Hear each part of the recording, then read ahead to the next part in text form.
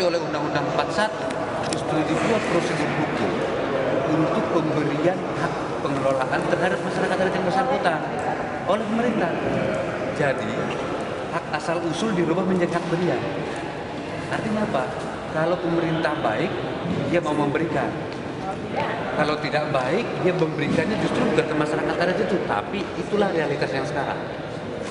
Ya, hutan-hutan adat yang menjadi hutan negara itu, ya, diberikan izin konsesi pengelolaannya justru bukan ke masyarakat adat, tapi ke perusahaan-perusahaan, PH, HTI, ya, atau fungsinya dilepaskan dari fungsi hutan menjadi perkebunan, menjadi HGU oleh BPN.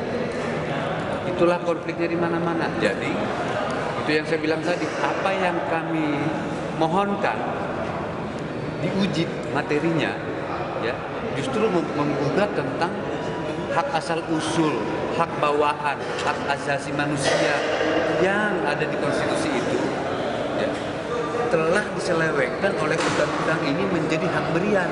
Itu justru tidak dijawab tadi oleh pemerintah. Ini tidak merampas, tetap mengakui eksistensi dari masyarakat yang itu. Iya, diakui eksistensinya, tapi hutannya diambil, diberikan ke orang lain. Karena masyarakat adat tidak punya perda. Iya, jadi karena itu nanti tanya sama pemerintah, apakah ada satu hutan adat pun sampai hari ini yang terdaftar di kehutanan dan hak kelolanya diberikan ke masyarakat adat? Tidak ada. Padahal umur undang-undang sudah berapa puluh tahun nih? 99 kan? Sudah 14 tahun kan? 13 tahun. 13 tahun ada nggak di kehutanan daftar satu hutan adat pun? Nggak ada. Karena apa? Ya, undang-undang itu menjadi undang-undang yang menyebabkan hak bawaan menjadi hak berian. Dan sampai hari ini tidak pernah ada satupun yang diberikan. Saat ini berkelahi di lapangan. Ya, belum ada penyelesaian. Nah, kita mau Mahkamah Konstitusi, ya, sebagai mahkamah tertinggi, ya, harus mencabut pasal-pasal di Undang-Undang 41 yang menempatkan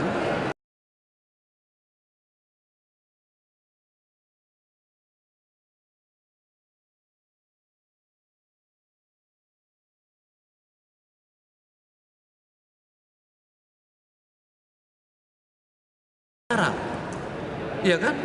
Artinya tidak ada hutan adat sampai hari ini yang punya hak pengelolaan. Ya.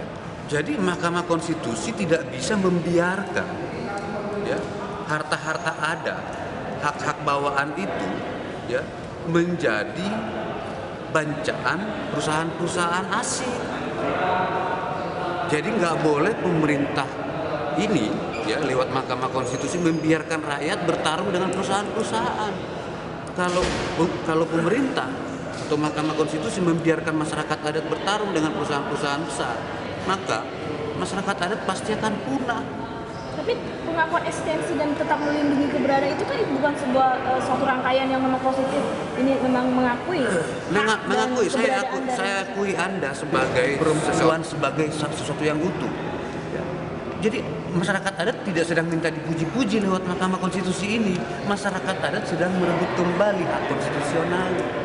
Jadi eksistensi diakui tapi hutan adatnya diambil oleh negara. Memang apa gunanya eksistensi itu? Tadi ada jawaban juga, sepertinya pemohon membacanya secara parsial dan tidak. Justru kita memahaminya secara utuh dan bukan tekstual, karena ini fakta lapangan. Kita menunjukkan sengketa ribuan, ya, orang yang dipenjarakan karena mengelola hutan adatnya, masuk penjara, ditahan, ada fakta-faktanya. Kenapa tekstual? Kita ini justru melihat sebagai satu bangsa yang holistik.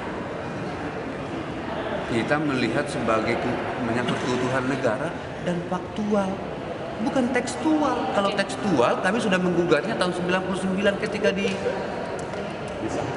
Dan hasilnya masih tetap berkelanjutan undang-undang ini. Artinya konfliknya udah semakin banyak. Baik, terakhir saya mau ke Pak Iki. Untuk bunyi petitumnya seperti apa? Bunyi petitumnya itu yang pertama, pasal 1 angka 6, kita minta Panjang Kata Negara, sehingga kurang lebih artinya hutan adat adalah hutan yang berada di wilayah masyarakat. Kemudian yang selebihnya itu terkait dengan bentuk pengakuan. Kita menghilangkan di pasal misal pasal 67 dan pasal selebihnya menghilangkan persyaratan pengakuan terhadap masyarakat adat. Tidak perlu ada persyaratan. Jangan ada persyaratan. Biarkan masyarakat Langsung saja dilempar ke mengidentifikasi mereka sendiri, kemudian gitu ya. Kemudian pemerintah cukup melis gitu ya, mana komunitas masyarakat adat dan wilayah-wilayah, sehingga tidak terjadi konflik yang berkepanjangan di lapangan. Anda yakin itu akan memberikan efek yang positif? Bukannya nanti masyarakat akan saling berebutan di antara mereka, akan menciptakan konflik internal dengan masyarakat? Di tingkatan masyarakat ya, itu sudah sebenarnya lebih clear gitu ya. Saya tidak habis pikir di tingkatan elit saja yang seringkali berpikir seperti dikatakan akan terjadi ribut atau perkelahian di tataran kelompok masyarakat adat. Sebenarnya di tingkatan masyarakat adat itu mereka sudah lebih clear mana batas-batas wilayah adat mereka gitu ya. Bagaimana kemudian mereka mengatur atas wilayah-wilayah adat itu. Dan termasuk kalau kemudian terjadi konflik, dan sampai sejauh ini rasanya belum pernah kita mendengar konflik antar masyarakat adat terkait dengan wilayah. Karena di situ masih ada intervensi pemerintah. Seandainya pemerintah melepaskan secara totally 100% begitu, nanti antar masyarakat sendiri yang akan berkelahi. Ini saya pikir ini asumsi yang penting untuk diklarifikasi di lapangan, atau nanti dengan pemohon lain sebagai komunitas bisa ditanyakan. Tapi prakteknya saya pikir sampai hari ini kita belum pernah mendengar konflik masyarakat adat terkait dengan wilayah. Kalau politis hal lain, tapi terkait wilayah dan pengelolaannya saya pikir belum sampai hari ini. Pemerintah saja yang suka sekali berkonflik terkait wilayah. Asli. Ya.